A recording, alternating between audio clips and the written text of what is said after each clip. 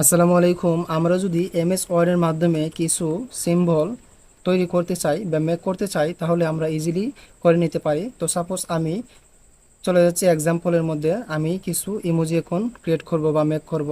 1F927, তারপর keyboard থেকে alt এবং এক্স একসাথে চাপবেন, দেখেন হয়ে গেছে।